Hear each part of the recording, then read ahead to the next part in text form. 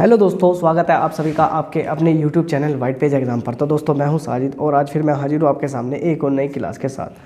दोस्तों आज की क्लास का टाइटल और थंबनेल आप सभी देख चुके होंगे। दोस्तों आज जो हम बात करते हैं वो करते हैं क्लास 10 हिंदी इंपॉर्टेंट वीडियो की दोस्तों। और हम खंड काव्य से कथानक चरित्र चित्रण, दोस्तों जो हमारे चरित्र चित्रण होते हैं दोस्तों, आज हम उसके बारे में विस्तार से बात करेंगे कि यह क्या होता है, यानी इसके बारे में मैं विस्तार से बात करूंगा और इससे बनने वाले जो सभी पिछले क्वेश्चन थे वो भी हल कराऊंगा। तो दोस्तों वीडियो शुरू करने से पहले चैनल को जरूर सब्सक्राइब कर दे और इस वीडियो को भी अपने दोस्तों तक जरूर शेयर कर दे।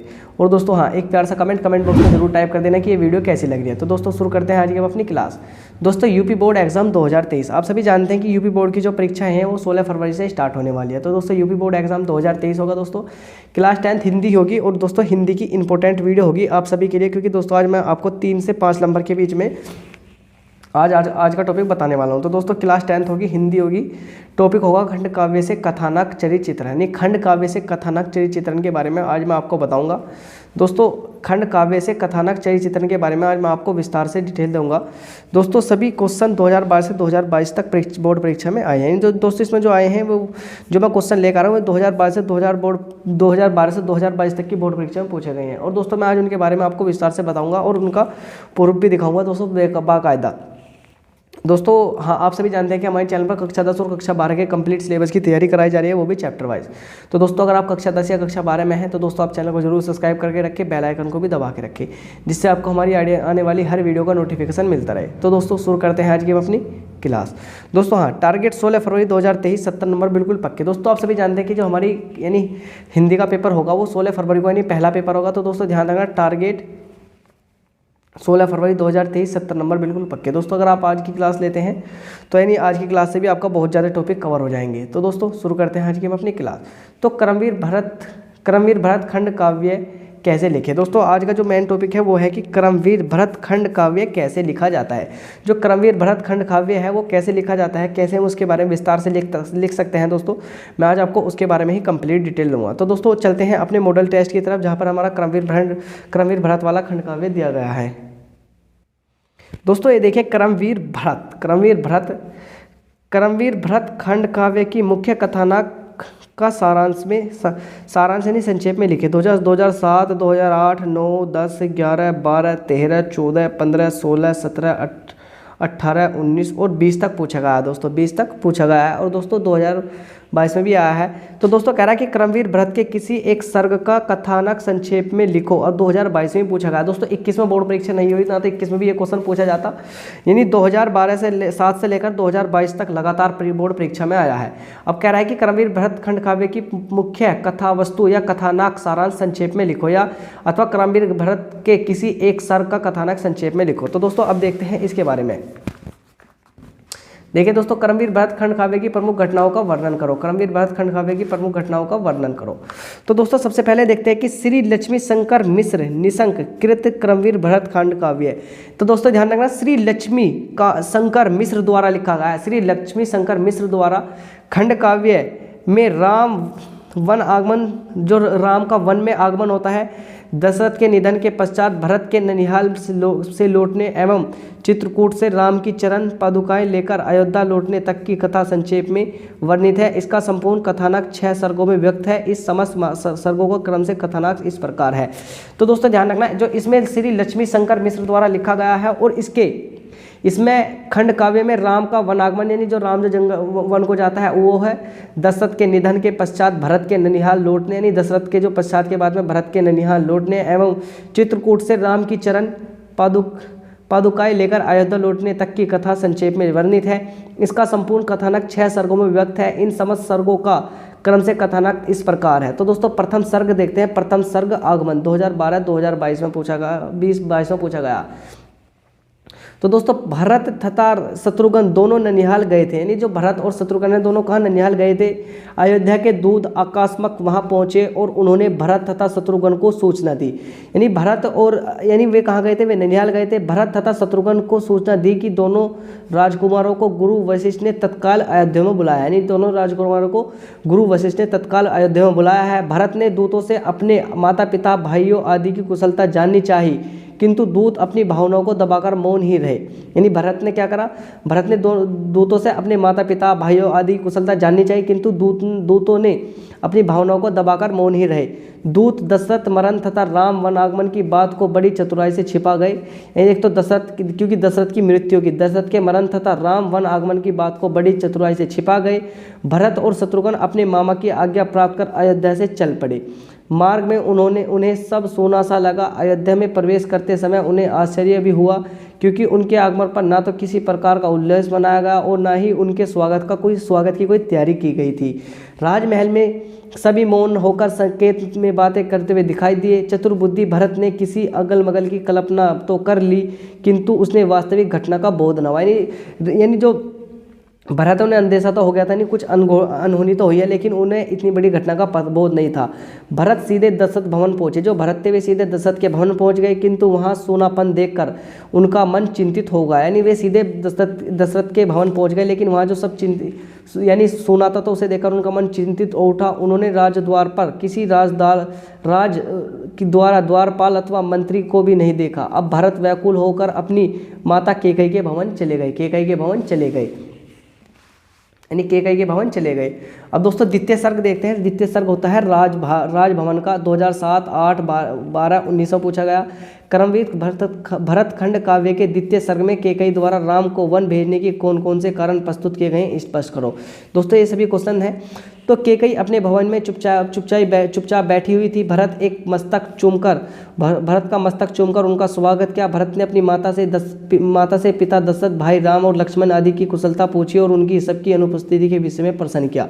केकई ने बड़े स्वर में महाराजा दशरथ की मृत्यु के संवाद में भरत को सुनाया। इस दुखद संवाद को भरत सहन नहीं कर पाए और मूर्छित होकर गिर पड़े। केकई ने भरत के किसी प्रकार संभाला और अत्यंत धैर्य के साथ में सम्मुख उनके अपने मन के भावों को इस प्रकार प्रकट किया। राजा का कर्तव्य है कि वह अपने शिक्षित, अशिक्षित, सुखी, दुखी सभी प्रकार के नागरिकों की रक्षा करे। यानी जो है केकई कह रही है कि जो राजा की है वो है कि राजा का जो कर्तव्य है वो है कि शिक्षित, अशिक्षित, सुखी, दुखी सभी प्रकार की नागरिकों की सुरक्षा करे।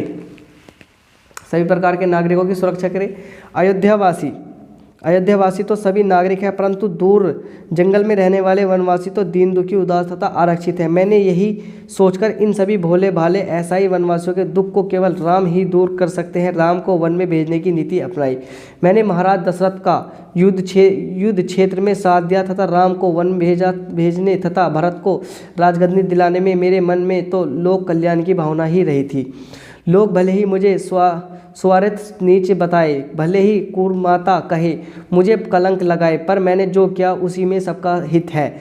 जन जीवन सुखी होते व्यक्ति को त्याग उचित है। ममता तजकर मैंने पत्थर दिल कलेजा, जन सेवा के लिए राम को मैंने वन भेजा। यानी ये कौन कह रही है? ये केकई कह रही है, ये केकई ने कहा है। अब दोस्तों इसमें देखते हैं अगले शब्द में क्या कहा है। किंतु दुखी है कि महाराजा राम दशरथ वन आगमन की बात सहन नहीं कर पा सके और उन्होंने मोहवंश अपने प्राण त्याग दिए। राम के व्यक्तित्व से अधिक चमकने के लिए मैंने इस प्रकार की नीति को अपनाया और बड़ी प्रसन्नता की बात की। राम ने तो मेरी बात का सहर्ष स्वीकार करके वन की ओर प्रस्थान किया, परंतु महाराजा दशरथ मोह स्वर्ग सिधार गए। माता केकई के मुख से इस दुखजनक वृत्तांत को सुनकर भरत पुनः धरती पर गिर पड़े और केकई ने साहस बटोरकर भरत को समझाया, किंतु भरत कुपित होकर बोले, क्या किसी रानी ने अपने पति को स्वर्ग तथा पुत्र को वन में भेजने का दुष्कृत्य क्या है? अन्य माताएं तो यह सोचेगी कि इस षड्यंत्र में भरत का ही हाथ है। अन्य माताओं को अपना मुख कैसे दिखाऊंगा? राम की अनुपस्थिति में तो मैं अयोध्या की राजगद्दी किस प्रकार संभालूंगा? केकई ने भरत के धैर्य बांधते हुए कहा कि तुम तो मुनि विश्वमुनि के साथ पहले भी वन में रहकर अपने साहस का परिचय दे चुके हो तथा राम तुम में इस प्रकार की योग्यता है कि वो वनवासियों का हृदय में चेतना जागृत कर सकता है। केकई ने भरत की राजगद्दी संभालने तथा शोक न करने के लिए कहा। राम के चरित्र की विशेषताओं का वर्णन करते हुए उसने भरत को अपना कर्तव्य पालन की शिक्षा दी। किसने? केकई ने भरत से कहा कि जो राम है वो जंगल का कार्य देख लेंगे, तुम राजगद्दी संभालो। केकई के इस दृढ़ निश्चय के विश्वास के साथ कहा कि भले ही उसे स्वयं भरत अथवा कोई अन्य दोष दे, परंतु उसने यह कार्य लोकहित की दृष्टि से किया है। भरत तथा शत्रुघ्न दोनों भाई अपने कैकेयी की बातों को सुनकर अत्यंत दुखी मन से माता कौशल्या की ओर चल पड़े। इस प्रकार कवि ने इस मार्ग में कैकेयी के परंपरागत कलित चरित्र का उज्ज्वल बनाकर उसे गौरव प्रदान करने का प्रयत्न किया। अब तृतीय सर्ग शुरू होता है दोस्तों। तृतीय सर्ग क्या है? तृतीय सर्ग कौशल्या सुमित्रा मिलन। कौशल्या सुमित्रा मिलन 2011, 12, 13, 15 और 22 में पूछा गया। क्रमवीर भरत में वर्णित कौशल्या सुमित्रा संवाद का वर्णन करो अपने शब्दों में। क्रमवीर भरत खंड काव्य में तृतीय सर्ग कौन सा? क्या तो दोस्तों तीसरा सर्ग है या कैकेयी और कौशल्या और सुमित्रा मिलन है। भरत के आगमन की सूचना पाकर कौशल्या का हृदय स्नेह से भर गया। अपने सम्मुख खड़े तथा चरणों में शीश झुकाए हुए भरत तथा शत्रुघ्न को कौशल्या ने आशीर्वाद दिया और भरत को छाती से लगाकर कौशल्या अत्यधिक विलाप करने लगी। कौशल्या की दशा को देखकर भरत का हृदय फटने लगा और दशरथ मरण तथा राम के वनागमन का कारण अपनी माता कैकेयी के वरदानों को मानकर भरत ने स्वयं को धिक्कारा और भरत ने कहा कि आज तो सभी यह कहेंगे कि भरत को राजगद्दी की लालसा है, अवश्य योगी। भरत की बात सुनकर माता कौशल्या ने उन्हें समझाते हुए कहा, पुत्र इस घटना चक्र में ना तो तुम्हारा कोई हाथ है और ना ही कैकेयी का कोई। इस प्रकार जनता तुम्हारे विरुद्ध यदि कोई कुछ कहेगा तो उसकी जीभ खींच लूंगी। कौशल्या ने भरत के उत्साह को बढ़ाते हुए कर्तव्य पालन की प्रेरणा दी।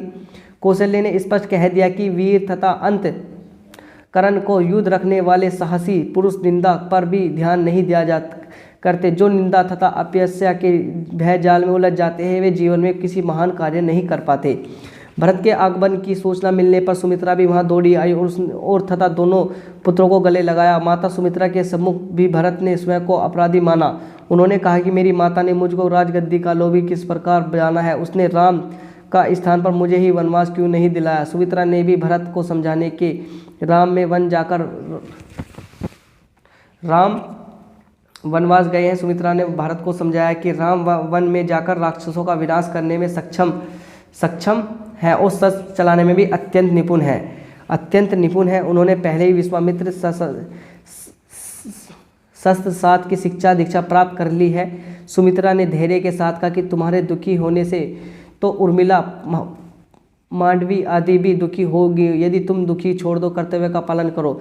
बिना कर्म के ज्ञान की प्राप्ति भी नहीं होती। आत्मा बल के बिना किसी व्यक्ति कभी पवित्र नहीं बन पाता। इतना कहकर सुमित्रा दोनों पुत्रों को गले लगाकर मुनि वशिष्ठ के पास भेज दिया गया। अब दोस्तों देखते हैं चतुर्थ सर्ग क्या आता है। चतुर्थ सर्ग देखते हैं, यानी चौथा सर्ग है। यानी आप मैंने इसमें बताया था कि इसमें टोटल 6 सर्ग हैं। चतुर्थ सर्ग आदेश वरण 2011, 12, 19, 17, 19 में। चतुर्थ सर्ग आदेश वरण में सच्चे अर्थ में भरत की कर्मवीरता व्यक्त की है। उदाहरण सहित कथन है, सस्तु का पुष्टित कीजिए। भरत तथा शत्रुघ्न मुनि वशिष्ठ के पास पहुंचा। कौशल्या तथा सुमित्रा के समान वशिष्ठ ने भी भरत को समझाया। पिता दशरथ के सौद को देखकर भरत मूर्छित हो गए। चेतना लौटने पर मुनि वशिष्ठ ने उन्हें समझाया कि नाश और विकास, सुख और दुख, मृत्यु और जीवन साथ साथ चलते हैं। भरत ने अत्यंत शोक विभोर की अवस्था में दशरथ के शव को सरयू के किनारे पर दाह संस्कार किया। इसके पश्चात मुनि वशिष्ठ, सुमंत तथा सभासदों ने भरत से राजगद्दी संभालने के लिए कहा, परंतु राम के होते हुए भरत राजगद्दी संभालने की बात अस्वीकार करके अपनी वास्तविकता क्रमवीरता का परिचय देते रहे। यानी किस तरह क्रमवीरता का परिचय दिया कि जब तक वे राम है, यानी मैं अपनी गद्दी नहीं संभालूं, क्योंकि बड़ा तो राम ही थे ना उनमें।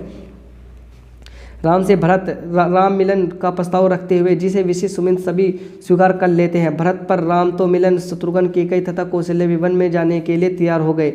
नगरवासी भी उनके साथ चलने का आग्रह करने लगे। अगले दिन प्रातः वशिष्ठ, सुमंत, माता कौशल्या, कैकेयी और उनके नगरवासी वन की ओर चले। भरत प्रारंभ में पैदल ही चले, परंतु कौशल्या के कहने पर वे रथ पर बैठ गए। दिन भर चलने के पश्चात सभी ने तमसा नदी के किनारे पर विश्राम किया और फिर गुरु वशिष्ठ की आज्ञा लेकर गोमती नदी को पार करके आगे बढ़े।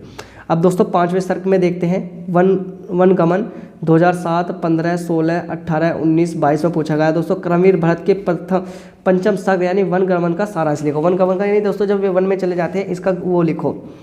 इच्छामिक प्राप्तों के रथ पर फहराती हुई देखकर जिस दराज ग्रह को कुछ संदेह होने लगा, उन्होंने समझा कि भरत ने पहले ही राम को वन में भिजवाया है और अब वह राम से युद्ध करने आए हैं, परंतु निषादों के एक वृद्ध द्वारा समझाने पर उन्होंने सही ज्ञान हुआ। भरत को मुनि विशिष्ट और माताओं के साथ आता देखकर निषदराज को शंका समाप्त हो गई। यानी एक निषदराज थे जिन्हें यह शंका थी कि जो भरत ने ही राम को पहले तो वन भिजवाया, अब उनसे क्या, अब उन्हें खुद ही यानी अब उनसे युद्ध करने आ गए। लेकिन एक जो बुजुर्ग थे उन्होंने उन्हें समझाया और फिर उसकी शंका दूर हो गई, निषदराज की शंका समाप्त हो गई। भरत के समीप पहुंचने पर तथा वशिष्ठ जी की बातों से यह तो अत्यंत गदगद हो गया थी। भरत के आघात को स्नेह को देखकर तो वह और भी अधिक पुलकित हो उठे। निषदराज ने भी भरत के सम्मुख राम के प्रभाव का वर्णन किया।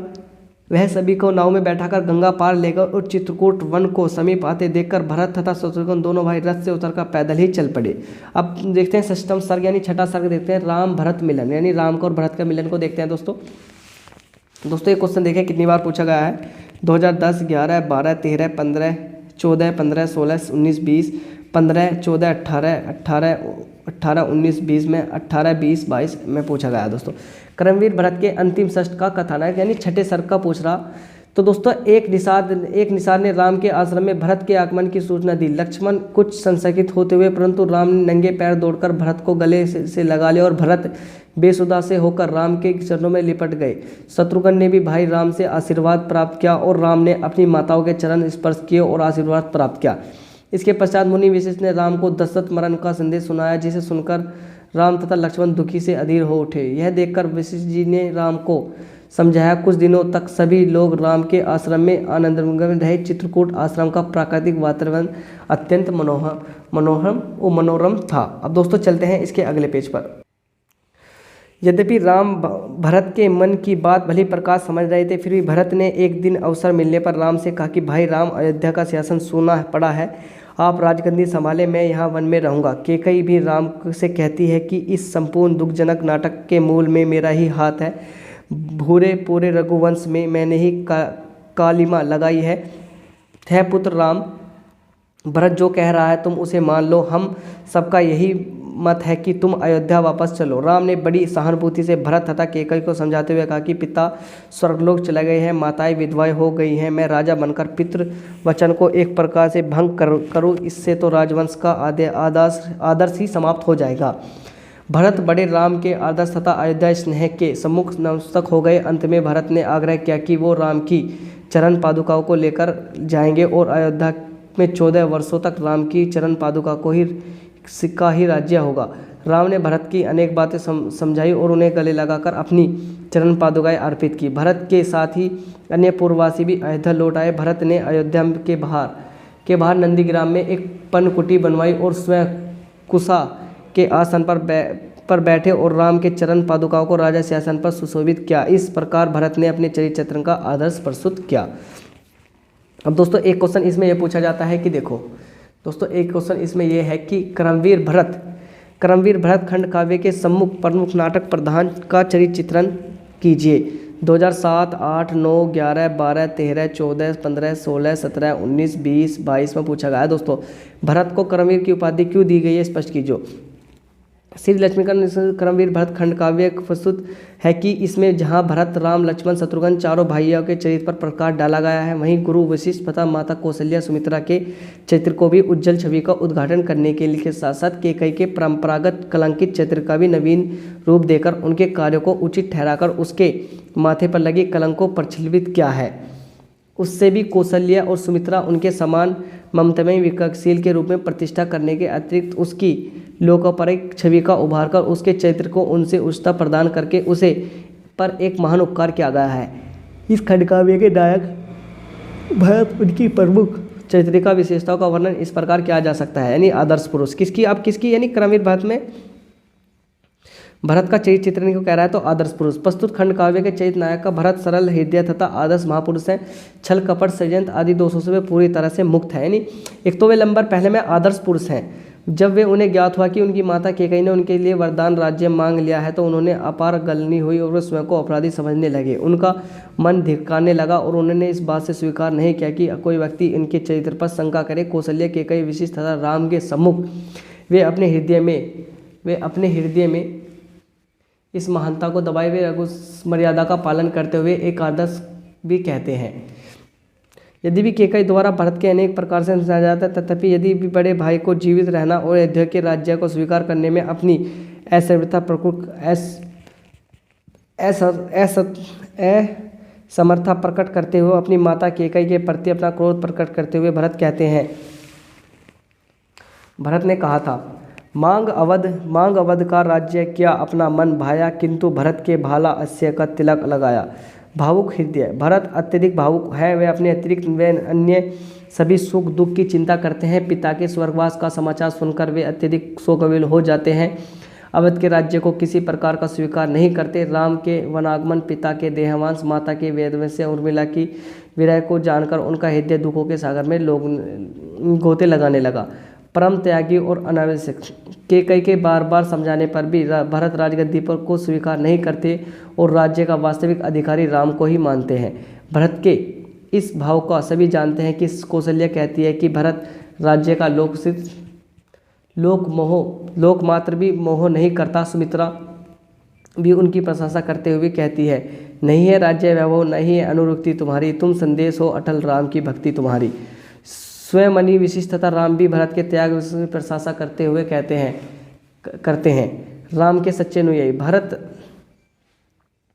भरत सबसे बड़ा दुखी, सबसे बड़ा राम का वनागमन है, बड़ा दुख राम के वनागमन का है। राम के प्रति मन में असीम आदर को भाव वन में जाकर राम से अयोध्या लौटने पर प्रार्थना भी करते हैं और राम को वनवास का रूप देकर व्याकुल हो जाते हैं। तो राम के पूर्ण भक्ति, आज्ञाकारी तथा कुपात बने रहना राम तो द्वारा समझाए जाने पर अन्य अंत में कहते हैं कि भाई जो भी कहो वही मैं आज कहूँगा, तुम कहो तो अयस सिंधु में कूद पड़ूंगा। राम के चरण पादुकाओं को लेकर 14 वर्ष तक राज्य शासन पर सुशोभित करते हुए शील विनम्रता का संचालन प्रतिमा है। उनकी सरलता और विनम्रता से सभी प्रभावित है। भरत द्वारा चरण पादुकाएं मांगने पर राम कहते हैं, राज्य छोड़कर तुच्छ खड़ाऊ तुमने मांगे, त्याग भाव में भरत रहे सबके आगे। भरत के शील स्वभाव और महान त्याग चर्चा जगत में समाव्याप्त हो गई। फैली क्षण में भरत शीली में कथा नगर में चर्चा होने लगी है। त्याग व्रत के घर घर में वस्तुएं भरत का हृदय असीम मानवीय गुणों का भंडार है। ये आदर्श पुरुष है। दोस्तों आपको सिर्फ यहाँ तक ही इसे पढ़ना है, इससे आगे आपको आगे जाने की कोई कोशिश नहीं करनी। दोस्तों इसके आगे यही वाला क्वेश्चन है, क्रमवीर भरत खंड काव्य के प्रथम नाटक का वर्णन करो। या दोस्तों क्रमवीर खंड काव्य के आधार पर कथानक वस्तु का संक्षेप में वर्णन करो दोस्तों, या द्वितीय सर्ग का वर्णन करो दोस्तों, प्रथम सर्ग का वर्णन करो, द्वितीय सर्ग का वर्णन करो दोस्तों। द्वितीय सर्ग के बाद में दोस्तों ये हमारा तृतीय सर्ग का है, ये हमारा तृतीय सर्ग है दोस्तों। तृतीय सर्ग भी बहुत बार पूछा गया। तृतीय सर्ग के बाद में दोस्तों हम चतुर्थ सर्ग के बारे में भी इसमें लिख सकते हैं, या पांचवें सर्ग के बारे में भी लिख सकते हैं। तो दोस्तों यानी जो भी क्रमवीर भरत से क्वेश्चन बन सकते थे वे क्वेश्चन मैंने आपको करा दिए। तो दोस्तों आई होप कि आपको क्लास अच्छी लगी होगी। तो दोस्तों अगर आपको क्लास अच्छी लगी हो तो आप चैनल को जरूर सब्सक्राइब करके रखें और बेल आइकन को भी दबा दें, और इस वीडियो को दोस्तों अपने दोस्तों तक जरूर शेयर करें, क्योंकि उनको इस वीडियो से बहुत ज़्यादा बेनिफिट मिलने वाला है। तो दोस्तों यानी आपके परीक्षा में 3 से 5 नंबर का आएगा दोस्तों। इसे 20 मिनट में आपके 5 से 6 नंबर तैयार हो जाएंगे। तो दोस्तों आप इन नंबरों को जरूर तैयार करके जाएं। तो दोस्तों आई होप कि आपको क्लास अच्छी लगी होगी। दोस्तों क्लास अच्छी लगी हो तो चैनल को जरूर सब्सक्राइब कर दें, इस वीडियो को भी अपने दोस्तों तक जरूर शेयर कर दें। तो दोस्तों मिलते हैं किसी और वीडियो में, तब तक वीडियो देखने के लिए आप सभी दोस्तों का दिल से धन्यवाद।